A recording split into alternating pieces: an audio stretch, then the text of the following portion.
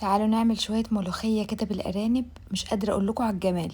تعالوا معايا نشوف عملناها ازاي مع بعض. أول حاجة أنا كنت هعمل بصراحة كمية أرانب كبيرة، أنا كنت عاملة 3 أرانب، فكنت غسلاهم في المصفى زي ما انتوا شايفين كده وسايباهم يصفوا كل المية اللي فيهم عشان ابتدي اسلقهم. وطبعا مش هعملهم على حلة واحدة، أنا عملتهم على حلتين لأن ما شاء الله كمية كبيرة، وكنت عايزة أطلع كمية شوربة حلوة علشان أعمل يعني في ناس هتشرب شوربة، وعشان كمان أعمل حلة ملوخية كبيرة. هنا بدأت إن أنا أحط معلقة سمنة كبيرة حلوة كده تتسخن، وبعد كده هنزل فيها 4 5 فصوص من المستكة، وبعد كده نزلت بجزء من الأرانب اللي أنا كنت غسلاها، وزي ما انتوا شايفين كده هبتدي ان انا اشوحها لحد ما تاخد يعني لون كده، تتشوح كويس جدا. المستكه بتدي ريحه للتشويح فظيعه جدا، وكمان بتخلي الشوربه بيضه، يعني من الحاجات اللي بتخلي الشوربه بيضه جدا هي والحبهان.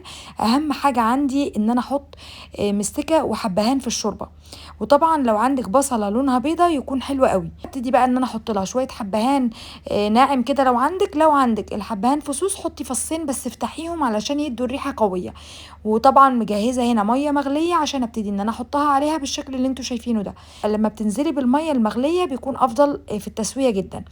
ما كانش عندي بصل ابيض فحطيت بصله حمراء، وطبعا رشه بسيطه جدا من الفلفل الاسود، وممكن فلفل ابيض عشان ما نغمقش الشوربه. وملحوظه بس، لو انت حاسه ان الارانب اللي انت جايباها ساعات بتبقى ريحتها زفاره شويه، يبقى لازم ترمي الميه، يعني تغليها غلوه وترمي الميه وبعد كده تبداي تشوحي. لكن بصراحه الارانب اللي انا كنت جايباها كانت نظيفه جدا جدا جدا وملهاش اي ريحه. ونسيبها بقى تستوي براحتها، ونبدا ان احنا نجهز بقى الملوخيه بتاعتنا.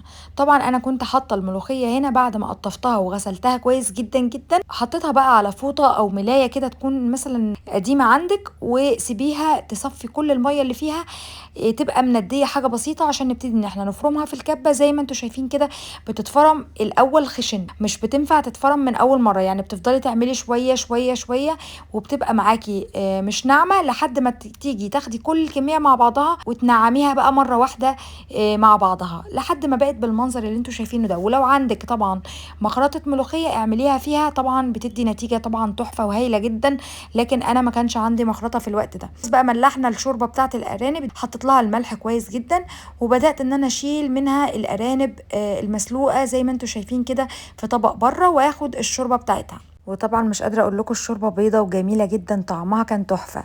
حطيت عليها بقى هنا طماطمايه معصوره صفيتها من القشر، وبعد كده ضفت لها معلقه من الثوم المفروم، معلقه صغيره مش اكتر، وهسيبهم يغلوا مع بعض شويه كده، وبعد كده هبتدي ان انا انزل بالملوخيه. هنبتدي ان احنا نقلب الملوخيه. انا هنا طبعا غلطت وبدات ان انا اقلبها بمضرب كده يدوي بس سيليكون، فبيعمل رغاوي، فيفضل بلاش حاجه سيليكون. فبدات هنا اشيل بقى الريم اللي طلع ده، او يعني الرغاوي اللي من فوق دي، امسك بقى معلقه معدن، بس خليت بالي بقى عشان ده تيفال وكده. هنا بدأت ان انا احط معلقتين كبار حلوين سمنة، وهنزل بقى بمعلقتين حلوين كبار كده من التوم المفروم. ويفضل انت تعملي توم فريش، بلاش توم يكون في الفريزر لان بيبقى دي اساس الاكلة.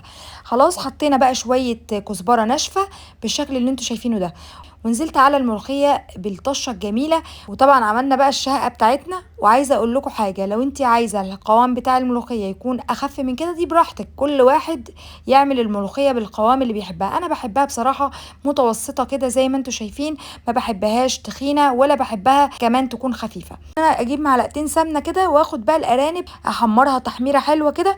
طبعا انا الحته دي اتقطعت في المونتاج لان بصراحه كنت في صرخ والزيت كان طرطش عليا. المهم حمرت بقى الارانب زي ما انتوا شايفين كده لحد ما تاخد لون جميل كده.